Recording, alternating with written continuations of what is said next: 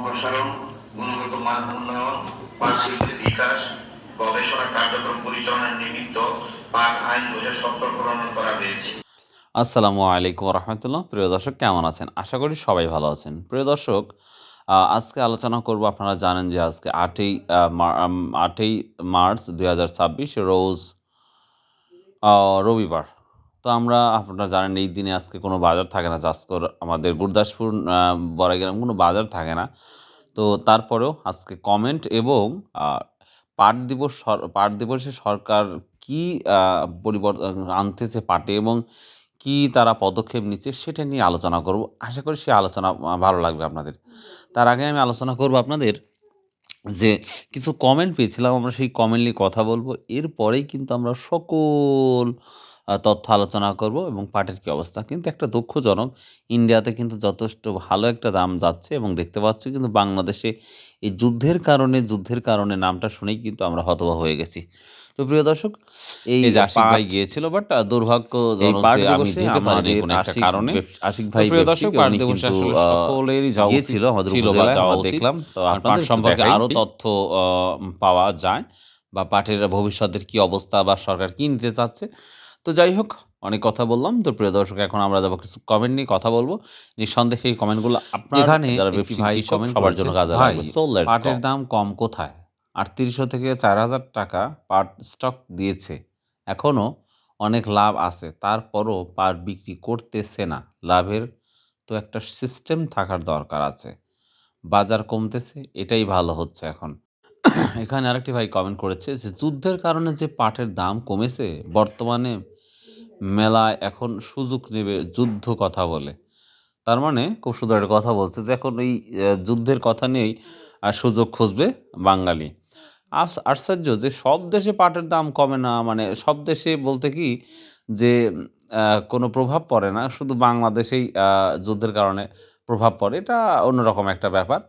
তো দেখা যাক। কিন্তু অনেকেই কমেন্ট করে জানিয়েছে যে এটা আসলে মিল মালিকের একটা প্রতারণা। এই ধরনের আমরা তথ্য পাচ্ছি। এখন বাকিটা আল্লাহ জানে। ওয়াল্লাহু আলাম।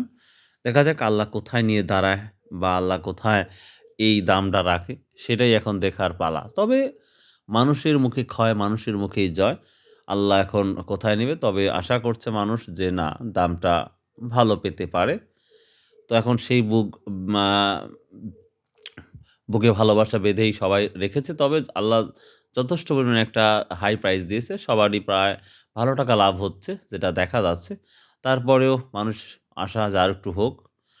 তো যাই হোক, আরেকটা আমরা ২ টা কমেন্ট পড়ব। সেই কমেন্ট দেখে অনেকটা আপনাদের ভালো লাগবে। So let's go. ভাই, যুদ্ধের কারণে তেলের দাম বাড়তি, অন্যান্য পণ্যের দাম বাড়তি, অথচ ধান এবং পাটের দাম কম। এখনও তো ভারতে পাটের দাম বেশি। যুদ্ধ থামলে ইনশাআল্লাহ পাটের দাম স্বাভাবিক হবে। মিল যদি চালু হয়ে যায় ২৫ টা মিল, তাহলে পাটের দাম ইনশাআল্লাহ স্বাভাবিক হবে। সবার জন্য মাগফিরাত কামনা করি। আল্লাহ যেন গুনাহ মাফ করে। ধন্যবাদ ভাই। খুব সুন্দর একটি দোয়া করেছেন। তো প্রিয় দর্শক, পাট দিবসে কি আলোচনা হয়েছিল চলুন এখন দেখি আমরা। সম্প্রসারণ, গুণগত মান উন্নয়ন, পাট শিল্পের বিকাশ, গবেষণা কার্যক্রম পরিচালনার নিমিত্ত পাট আইন 2017 প্রণয়ন করা হয়েছে। এছাড়া কতিপয় পণ্যের সরবরাহ ও বিতরণের কৃত্রিম মোড়কের ব্যবহার জনিত কারণে সৃষ্ট পরিবেশ দূষণকল্পে বাধ্যতামূলকভাবে পাটজাত মোড়ক ব্যবহার নিশ্চিতকরণের লক্ষ্যে পণ্যে পাটজাত মোড়কের বাধ্যতামূলক ব্যবহার আইন 2010 প্রণয়ন করা হয়েছে। উক্ত আইন দুটি বাস্তবায়নের মাধ্যমে পাট শিল্পের পুনরুজ্জীবন এবং আধুনিকায়নের ধারা বেগবান হবে বলে আমি দৃঢ়ভাবে বিশ্বাস করি। সম্মানিত উপস্থিতি, পাট খাতের পুনরুজ্জীবন এবং আধুনিকায়নের লক্ষ্যে রাষ্ট্রায়ত্ত পাট কলসমূহে বেসরকারি বিদেশি দেশি বিনিয়োগের মাধ্যমে উৎপাদন কার্যক্রম বৃদ্ধির জন্য বিজিএমসি নিয়ন্ত্রণাধীন মিলসমূহ বেসরকারি ব্যবস্থাপনায় পরিচালনা সরকারি সিদ্ধান্ত গৃহীত হয়। বিজিএমসির নিয়ন্ত্রণাধীন 20টি মিল হতে ইতিমধ্যে 14টি মিলের ইজারা চুক্তি সম্পন্ন হয়েছে। 6টি মিলের ইজারা কার্যক্রম চলমান রয়েছে। ইজারাকৃত 14টি মিলের মধ্যে 9টি মিল উৎপাদন কার্যক্রম শুরু করেছে। এই 9টি মিলে দৈনিক প্রায় 105 মেট্রিক টন অর্থাৎ বার্ষিক 1260 মেট্রিক টন পণ্য উৎপাদিত হচ্ছে। এতে 7,200 জন লোকের কর্মসংস্থানের সৃষ্টি হয়েছে। উৎপাদিত পণ্য দেশে ব্যবহারের পাশাপাশি বিদেশে রপ্তানি করে প্রচুর পরিমাণে বৈদেশিক মুদ্রা অর্জন করা সম্ভব হচ্ছে। শুধু উল্লেখিত বর্তমান সরকারের নির্বাচন অঙ্গীকার অনুযায়ী পাট কল, বস্ত্র কল, চিনি কল, ফেস্টিভাল আমলে বন্ধ হয়ে যাওয়া মাঝারি ও বৃহৎ শিল্প সমূহের তালিকা প্রস্তুত করে সেগুলো পুনরায় চালুর দৃশ্যমান উদ্যোগ নেওয়া হবে।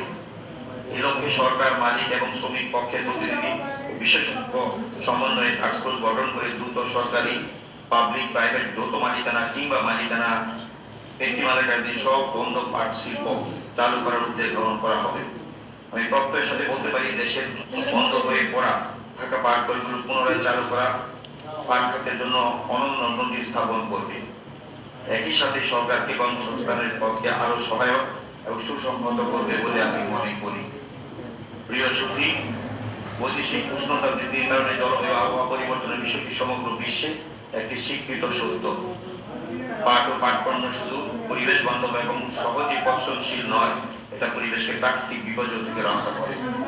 ইউরোপ সহ পশ্চিমা দেশের জনগণ প্রাকৃতিক বন্ধু ব্যবহার করে প্রতি সচেতন হওয়ায় সেখানে পাট পণ্যের প্রতি আগ্রহ বাড়ছে।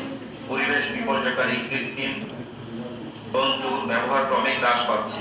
জাতিসংঘের ডিসিপ্লিনারি কমিটিতে 2019 সালে প্রাকৃতিক তন্তু ব্যবহারের বিষয়টি অনুমোদিত হওয়ায় বিশ্বব্যাপী প্রাকৃতিক তন্তু ব্যবহার আরো উৎসাহিত হয়েছে। সম্মানিত সুধী, সরকার পাটের উৎপাদনের সাথে সাথে মূল্য সংযোজিত পাট পণ্যের দিকে গুরুত্ব আরোপ করছে। জুট ডাইভার্সিফিকেশন প্রমোশন সেন্টার জেডিপিসি এর বহুমুখী পাট পণ্য উৎপাদন, উদ্ভাবন, ব্যবহার ও বাজার সম্প্রসারণে কাজ করছে। প্রশিক্ষণ প্রদান ও নতুন পণ্য উদ্ভাবন করছে, যা রপ্তানি প্রচেষ্টা অব্যাহত রাখছে। পাট পণ্যকে বিশ্বের দরবারে তুলে ধরতে দেশ এবং বিদেশি বিভিন্ন মেলার আয়োজনের প্রচেষ্টা অব্যাহত রয়েছে। বিশ্বের বিভিন্ন দেশে সরকারের প্রতিনিধিদের সাথে অভিন্ন লক্ষ্য ধরে কাজ করলে তার ফলপ্রসূ ভূমিকা রাখতে পারে। আমরা নতুন সরকারের যেই পদক্ষেপ সেটা কিন্তু আমরা দেখতে পেলাম এবং অনেক তথ্য কিন্তু জানলাম যে আমাদের নতুন সরকার কি পদক্ষেপ নিচ্ছে। তো আশা করা যাচ্ছে এই পদক্ষেপগুলো যদি খুব দ্রুত নেয় তাহলে আশা করা যাচ্ছে যে আমাদের দেশে পাট আবার আগের মতোই চলে আসবে, এটা ইনশাল্লাহ। তো এখন দেখার বিষয় যে যেই ২৫টা মিল ইজারাদার মাধ্যমে আ পরিবর্তন করতে চাচ্ছে, অর্থাৎ মিলগুলো আবার নতুনভাবে চালু করতে চাচ্ছে। তো সেটা যদি হয় তাহলে দেশের বাহিরে পাট যাওয়ার কোনো অপশনই নাই। তখন নিজের দেশেই প্রচুর পরিমাণ লক্ষ, লক্ষ টন পাট দরকার হবে। তো সেই সাথে আশা করা যাচ্ছে আল্লাহর রহমতে খুব দ্রুতই এই পদক্ষেপটা গ্রহণ করা হবে এবং সেই সাথে পাটের দামটা খুব ইনক্রিজিং হবে, যেটা কৃষক, জনগণ সবার জন্য ইনশাল্লাহ, ইনশাল্লাহ ভালো হবে আশা করা যাচ্ছে। এবং আরেকটা ব্যাপার আশা করা যাচ্ছে কিছুদিনের পরেই আমরা মনে হয় পাটের বীজ নিয়ে আলোচনা করব এবং পাটের বীজ কেমন দাম, কী সমাচার সেটা নিয়ে আলোচনা করব এবং পাটের ফলন কেমন হবে সব দিন আলোচনা করব ইনশাল্লাহ। তো ভাই, যে যেখান থেকে আমার এই ভিডিওগুলো দেখেন প্লিজ চ্যানেলটা সাবস্ক্রাইব করে রাখবেন। আর যদি কোনো ভালো কোনো তথ্য পান আজকে কোথায় কী দামটা যাচ্ছে আল্লাহর হস্তে প্লিজ কমেন্ট করে জানাবেন ইনশাল্লাহ। আর যদি কোনো ভুল ত্রুটি হয় ছোট ভাই বা বড় ভাই হিসাবে ক্ষমা করে দৃষ্টিতে দেখবেন। আসসালামু আলাইকুম ওয়া রাহমাতুল্লাহ।